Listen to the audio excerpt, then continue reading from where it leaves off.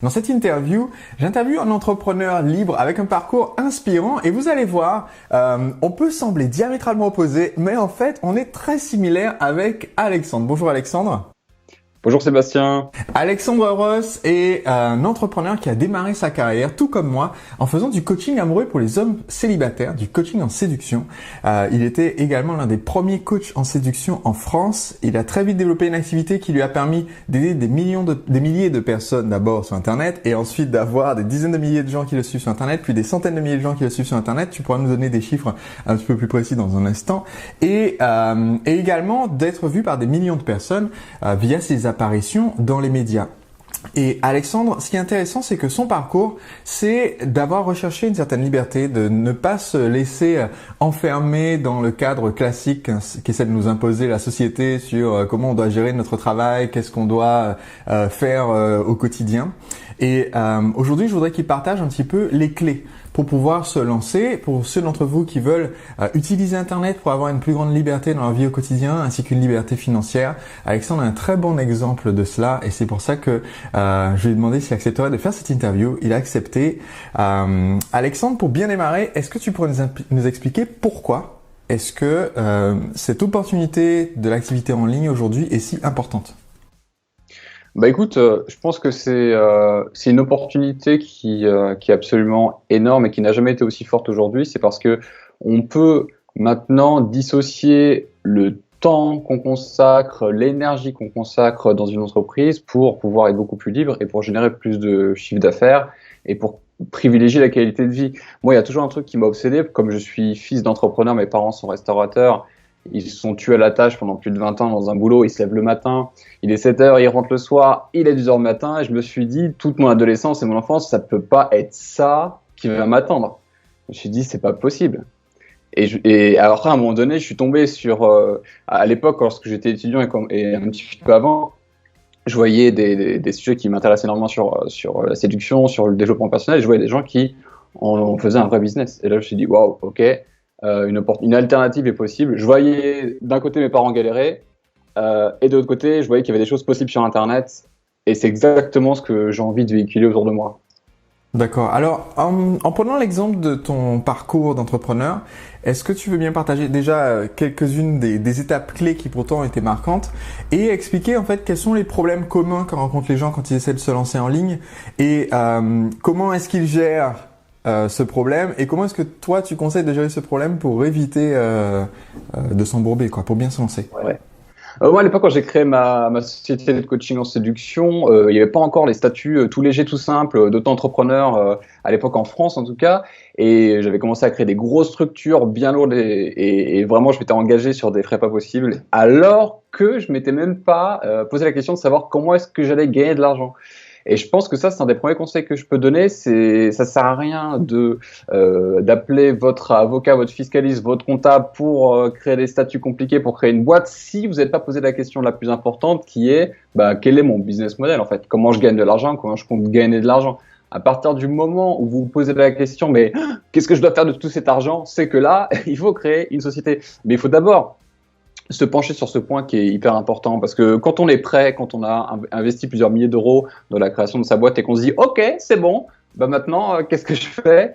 Généralement là on a un peu plus de pression, on a un peu plus de doute et le mix de peur et de manquer d'argent etc. prend le dessus, on est moins productif, on est moins créatif et ça c'est vraiment quelque chose que je pourrais conseiller en premier, c'est attendez d'abord, focalisez-vous sur comment vous allez générer des revenus parce que c'est ce qui fait tourner finalement la boîte, hein. Il y a pas de secret, c'est la trésorerie, c'est l'argent sur le compte bancaire qui permet de faire des projets, qui permet de se lancer dans de nouvelles choses.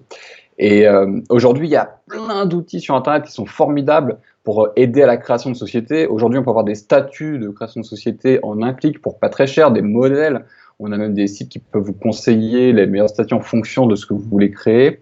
Donc, plein de choses comme ça et que je conseille d'utiliser, ça c'est clair. Il y a Legal Start, il y a Jurismatic aussi qui existe. Donc ça, c'est des ressources que j'utilise pas mal, qui peuvent donner des modèles copier-coller, modifier et ça roule, quoi.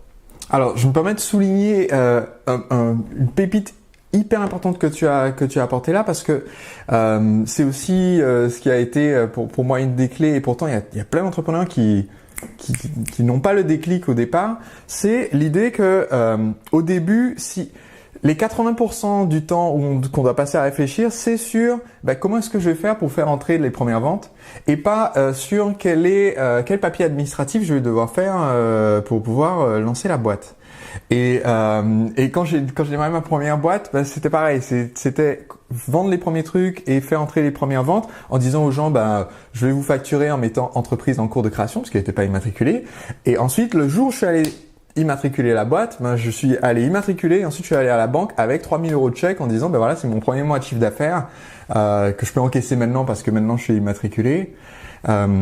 Et c'est vrai que c'est une clé. Alors, puisque la clé, c'est de se concentrer sur comment est-ce qu'on fait entrer les ventes au départ, qu'est-ce qui a fonctionné pour toi et quelles sont les étapes essentielles pour quelqu'un par où on doit passer en fait pour arriver à un premier mois réussi quand on va se lancer? Écoute, plus précisément sur mon activité sur Internet, moi je m'étais focalisé sur 2 piliers. Le premier pilier, c'était ce qu'on pourrait appeler le trafic naturel, c'est-à-dire faire venir des gens sur ma plateforme, sur mon site Internet, mon blog à l'époque. Et le deuxième pilier que j'utilisais, c'était les relations presse. Donc, comment attirer l'attention des médias pour que eux parlent de moi et ensuite les renvoient vers mon site. Donc, le premier pilier du trafic naturel, j'ai eu ça grâce à la création d'articles de très forte valeur ajoutée, donc des contenus où on donnait beaucoup de détails, beaucoup de conseils et on donnait envie aux gens de retourner. D'ailleurs, c'est toujours le cas puisqu'aujourd'hui le site est toujours en ligne et qu'il atteint, je crois, à peu près 500 000 visites par mois, ce qui est sympa. Et de l'autre, pour les médias, ce que je faisais, c'est qu'à chaque fois, je créais des événements importants entre tous les 3 à 6 mois et j'envoyais des invitations aux journalistes en leur disant « Regardez, j'organise une semaine de coaching séduction sur la French Riviera à Nice. On va avoir 5 célibataires pendant une semaine, on va faire plein d'activités, on va aborder les filles dans la rue, dans les bars, dans les boîtes, on va faire du sport, ça va être, voilà, c'est assez unique. Donc venez, vous êtes le bienvenu dans la villa, on va boire un verre, vous pouvez nous poser des questions et tout ça. » Et donc les journalistes étaient hyper intrigués et ils venaient effectivement faire des articles. Et là, je leur disais toujours, renvoyez sur le site internet parce que sur le site internet, j'avais des ressources, des articles. J'avais des vidéos, j'avais une newsletter aussi, très important pour créer cette audience pour pouvoir les recontacter. C'était vraiment les 2 piliers. Et aujourd'hui, ça a un peu évolué. Je fais un peu moins de relations de presse. Je fais vraiment c'est 100% Internet pratiquement. Je fais beaucoup de vidéos, je fais beaucoup d'articles parce que je pense que les 2 piliers vidéo et articles sont extrêmement puissants parce que les gens veulent du contenu en fait. Ils sont intéressés par une thématique, ils veulent apprendre, ils veulent devenir, dans le cas de la Style Conseil, une meilleure version d'eux-mêmes ou apprendre quelque chose dans n'importe quelle thématique. Et donc aujourd'hui, je me consacre sur ces leviers-là. Alors, donc, il y a 2 piliers que tu as mentionnés. Le premier, c'est le côté contenu qui permet d'apporter de nouveaux prospects et de les éduquer et de leur montrer qu'on peut les aider avec ce qu'on propose. Et l'autre pilier pour les relations presse, c'est de créer un événement. On n'est pas nécessairement obligé de créer un événement tous les jours de l'année, mais au moins à des dates périodiques dans l'année, avoir quelque chose qui soit attrayant pour les journalistes. Et d'ailleurs, pour la petite histoire, Alexandre est le seul coach en séduction quand j'avais l'activité de coach en séduction et on œuvrait tous les 2 sur le même marché. C'est le seul à qui j'ai envoyé un jour un mail en disant que j'étais épaté par une de ces vidéos que j'avais vues en ligne.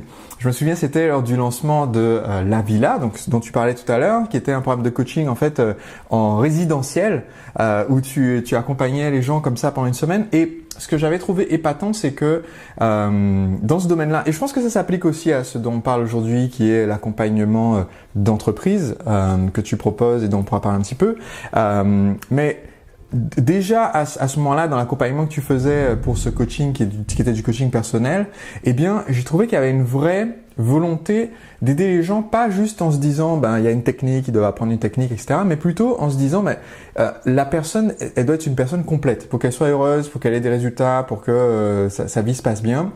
Et c'est quelque chose que j'ai trouvé très très fort dans ta façon de communiquer, dans tes vidéos, dans tes contenus, dans ta façon de créer tes produits de coaching. Et je pense aussi que c'est ce qui permet à tes clients de réussir comme ça. Alors du coup, petite question, c'est quelqu'un qui regarde la vidéo aujourd'hui et qui se dit « Ok, je vais me lancer sur Internet, je vais démarrer mon activité. Je sais que maintenant, la priorité, c'est la vente et que pour faire cette vente, je vais devoir éduquer mon marché. Quelle est la meilleure manière de se préparer ?» Tu vois, si je suis encore dans ma tête un peu, si par exemple, c'est le cas de beaucoup de gens qui vont nous regarder, parents fonctionnaires ou alors aucun entrepreneur dans la famille, c'est une mentalité complètement différente pour moi cette idée d'entreprendre.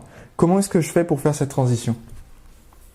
Alors, c'est une super question. Je pense que c'est le levier le plus important qui sépare ceux qui se lancent de ceux qui veulent se lancer.